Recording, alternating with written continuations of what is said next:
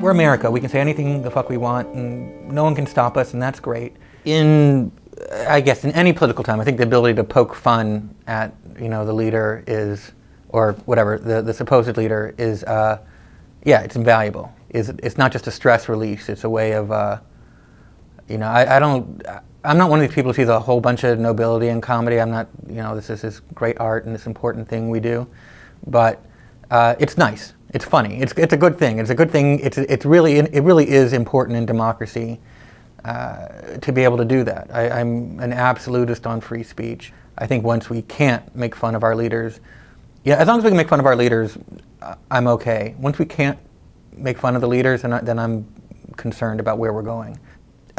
People sometimes confuse. I think legally you should be able to say anything you want, but then again, and I think if you're seeing that someone is booked on a TV show that you don't agree with, I think it's not against free speech. You're not violating anyone's free speech to say, I don't want to be in a program with that person.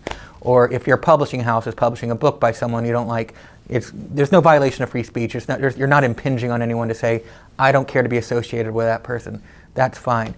I'm worried. I'm worried when I see people get in trouble for slips of the tongue.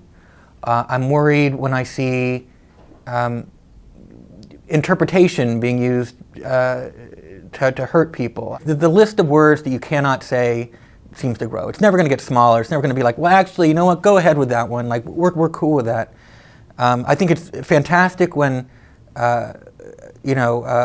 oppressed groups like sort of reclaim words, like when the queer community made queer like their word. They said, all right, you can apply that label to us. Fine. We'll take pride and we'll slap it on ourselves. I think every group does that to a certain extent, or has learned from that example. But once that little demon gets in your head and says, nah, I can't say that, we're screwed. I worry when there's talk of limiting speech.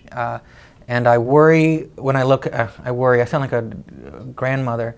I don't like hate speech laws. I'm vehemently against them. I think they're as anti-American and anti-democratic as anything you can be. And I don't like the idea of criminalizing thought, no matter how hateful or stupid the thought is. It sounds like something from 1984.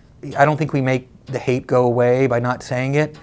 I'm Lenny Bruce and Harry Potter. I will say Voldemort's name. It doesn't make Voldemort go away to not say that fucking word. I always curse too much on these things, I think. I'm sorry. The road to hell's paved with great intentions. Like, I get it, but it's a bad path for us. And the problem is things are so chaotic now. Things are at such a high tenor. People are so filled with vitriol that it's very possible that, just to get everyone to cool down, this is when this kind of stuff could get through. But that would not be American.